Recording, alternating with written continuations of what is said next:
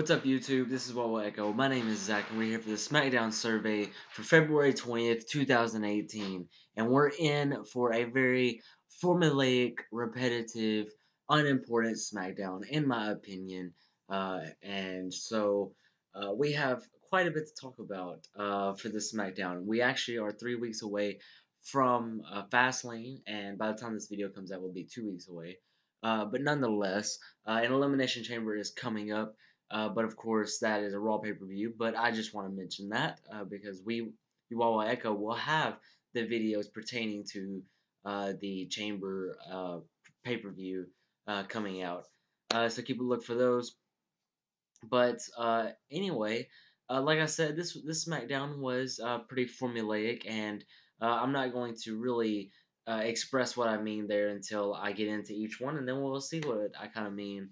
But speaking of formulaic, the opening segment of SmackDown featured AJ Styles, and of course, I love AJ; he's great. But then we have Renee Young interviewing him again, and we had this a few weeks ago. I think it was right before the Royal Rumble. And okay, I'm fine with that. But then Baron Corbin comes out and he talks about how he's going to be the next champion because, I mean, he has several victories over AJ Styles. And then Kevin Owens comes out and says that Shane has it out for him. And so stacking the odds against him and whatever. And then Shane McMahon comes out and ultimately books the main event to be Styles versus Corbin. And then also books the first match to be Owens versus Ziggler. And what I don't understand is why is it that every week we have the same people in the opening segment, and it also is used to book the main event of the show, and usually it's a match somewhere else. This match just happened to be the first match, but they're using the first segment to surround, and I guess with the WWE title being the most important championship on SmackDown, you kind of do want to highlight it. But every week it feels like the same type of segment. It's not even just the same people. It's just what they say and what they do is the same thing, and it always ends up with Daniel Bryan or Shane McMahon booking the main event. Why can't we have that announced ahead of time? Even though, to be honest, if you said Styles versus Corbin next week for SmackDown, I'd be like, not looking forward to it. And I wasn't looking forward to it, but I was only disappointed for only 2 hours. Looking forward to the main event. But anyway, I'm gonna give this segment a down simply because it's become too repetitive. It's stupid. It's ridiculous. Let's start out with something different. Start out with a match. Heck, we tried that last week. We were actually gonna get Ziggler versus Corbin last week, but Owens and Zayn attacked. And see, there you go. That's another segment that felt kind of unique and important. That didn't feature a promo or didn't announce the main event right away. We don't have to do those same type of segments every week. And so last week was a good example. This week was a terrible example of what to do. So I'm going to give it a down. But the first match, as I said, featured Kevin Owens versus Dolph Ziggler, and this was really cool to me. I, and it's some back and forth action, actually very fast paced for most of the match. Ziggler had the upper hand in a lot of it, but then Kevin Owens came back and he looked dominant as well. And so both of these men really looked good in the match and really had some offense. And the ending actually came when Ziggler it seemed like he had hit at Kevin Owens with everything that he could, and then he backed up Kevin Owens into the corner, and then Sami Zayn's music hit. So that distracted Dolph Ziggler, and Sami Zayn made his way to the ring and distracted Ziggler for Kevin Owens to hit the super kick on like the back of or the side of Dolph Ziggler's head for the pinfall victory. And I think this was really interesting, actually, because it kind of plays up the friendship that Kevin Owens and Sami Zayn still had. But also, you could tell that Sami Zayn was like looking at Owens like, okay, well, you owe me one type thing, but it was it was intriguing. I'm going to be intrigued to see where this goes. It seems like they're still planting the seeds and it's still going towards the two splitting up, and I'm fine with that. Obviously, I think it's going to make for a great match at WrestleMania. But I do believe that's where they're going. But then they're still putting this kind of thing in there, and so I think it's really cool to see. Makes it kind of really interesting what's going to happen at Fastlane. That's probably one of the very few unpredictable things that goes on, like what's gonna play up between Owens and um, Zayn. And so I'm gonna give this match an up because the match itself, like I said, was really good, but the ending was booked smartly. Everyone just seemed to look really good in this match, so it deserves the up that it gets. The next segment we'll talk about is the promo from Jinder Mahal. He comes out and he says that he has something of Bobby Roode's that he wants to reveal, and it just so happens that it's Bobby Roode's top 10 list. Obviously, just like the actual top 10 list of SmackDown, I believe this was completely made up, and it's a way of just pushing that into storylines. But that's just my opinion. Maybe it's a genuine list. I don't know. But this is Bobby Roode's top 10 list. Mahal didn't make it. Randy Orton didn't make it. And Roode is number one, obviously. But Mahal uses this as fuel to say that Roode is scared of Mahal and Orton and whatever. And so Roode comes out and he says he's not scared of either one of them. And he wants to take out Mahal, and then Orton comes out, and of course, instead of talking, he gets physical. And I like this. I really like what Orton is doing. And I believe he punches Jinder Mahal or whatever, and tries to give Roode an RKO, but then Roode like reverses it into a DDT, and then Mahal, as Roode is like posing, Mahal hits him with the Colossus, and he's the last one standing. The only thing I liked about this segment was Randy Orton coming out and instead of talking, just fighting. I like that, but that was it. Like that, it was a terrible promo. I don't really like Jinder Mahal, and not for the good reasons. I may have said that last week. I said that last week about someone, but I really don't like Jinder Mahal, and for bad reasons. He just doesn't come off as a genuine heel, and I mean, it's not good. It's not good. Bobby Roode, I can't really get interested in his character, and then Randy Orton is mostly stale, but we do see some good times in him. So I'm gonna give this segment a down. I didn't really enjoy it that much, especially since most of it revolved around Mahal, and Mahal was the last one standing. Why does it have to happen every week? But whatever. Next match is the Riot Squad facing off against the team of Charlotte, Naomi, and Becky Lynch. And as we've seen in the past few weeks, Charlotte has been trying to take out the Riot Squad one by one, and she has pinfall victories over Liv Morgan and Sarah Logan. And she claims that she's 2-0 or 2 down, 1 to go, which means she's obviously heading for Ruby Riot.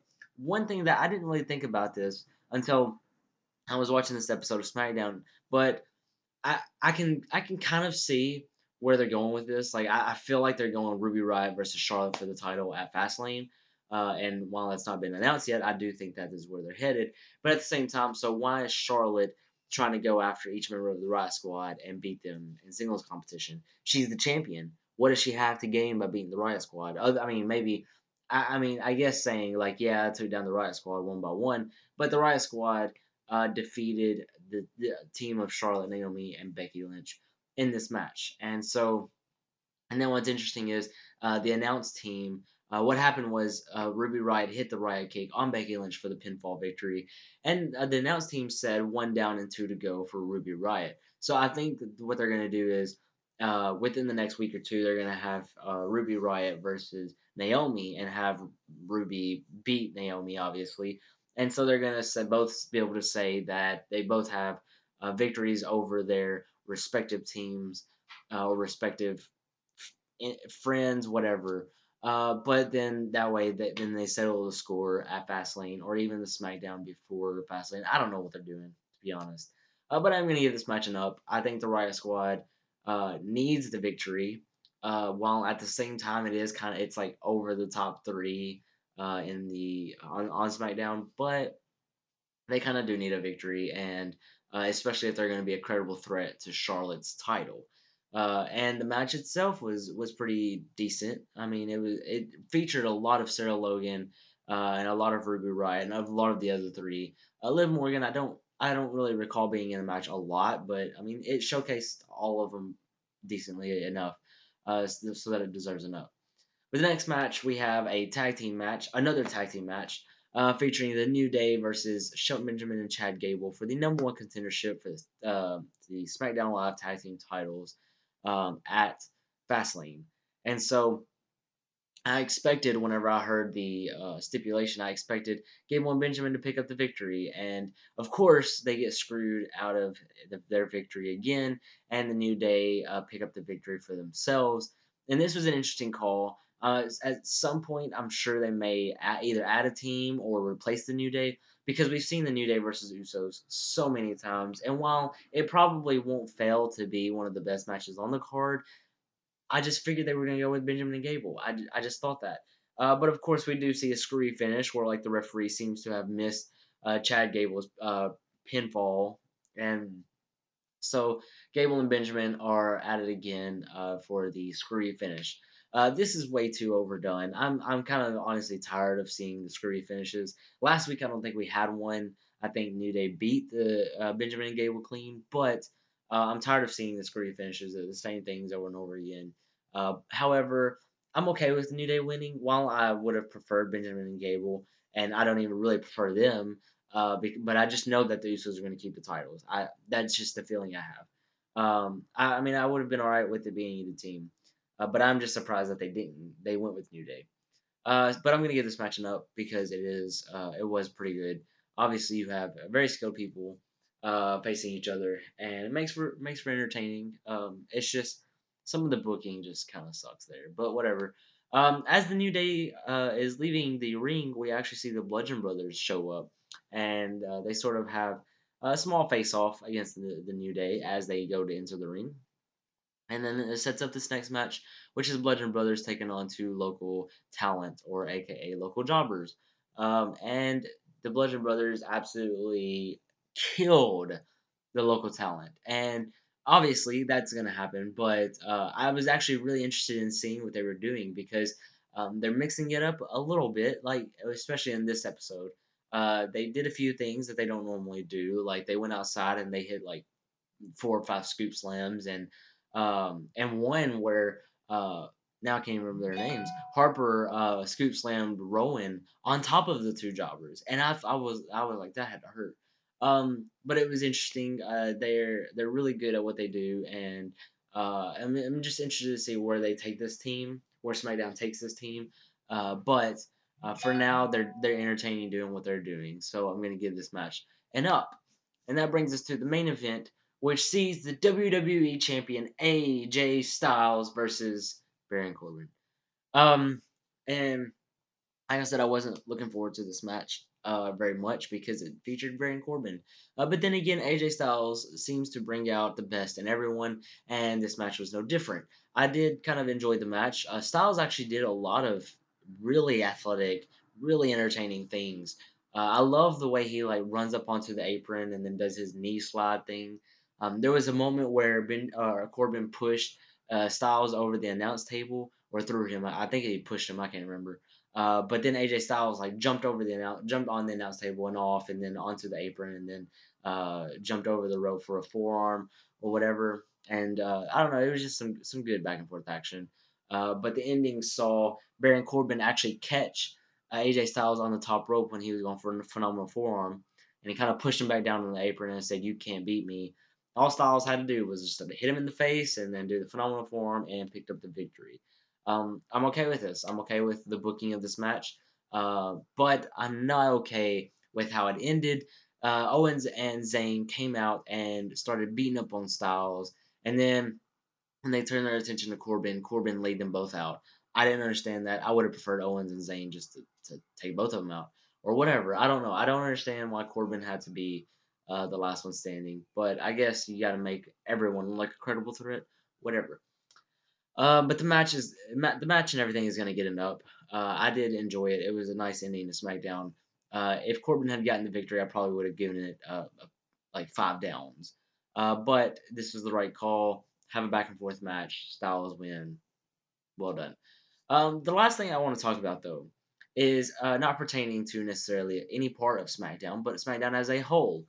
I feel like I, this has just been the second week, the third week for one of these guys, and the second week for another, that we're missing some people. And I understand that SmackDown is only 2 hours long, and you're gonna miss some people every now and then. But like I said, this is 2 weeks for one of them, 3 weeks for another, or one or two, I can't remember. But These are two people that you can really be using to get money. To this really it's an attraction. One of them being the 2018 Men's Royal Rumble winner Shinsuke Nakamura. And while he may not be the most over guy, and he is pretty over, but while he may not be the most over guy, he is still pretty important to storylines because he is the Royal Rumble winner. And I understand you have the Fastlane match, which determines who Nakamura's opponent will be because that will be the champion going into WrestleMania. It's kind of ridiculous that we're not seeing him at all. But then we're also missing Rusev Day. Where's Rusev Day? He's getting over more and more and more and then he was just in a US title match like a couple weeks ago and then just suddenly he's just erased. I don't remember if he was on a segment in a segment last week, but I know that he wasn't in a match. So this is the second week we're missing Rusev Day. And fans love Rusev Day. I love Rusev Day. Where's Rusev Day? Where's Nakamura? I don't understand this. So for that, it gets a special down for missing those two guys. And there are probably, like I said, there are probably more people missing, but those two I just feel like should be on the card somewhere and in a segment doing something because you got to cash in on the attention getters for these storylines. But that is SmackDown for February 20th. If you like this video, hit the like button. If you have opinions that differ from me, or if you just strongly agree with something I said, if I missed anything, and I probably did, comment below and let me know what you think.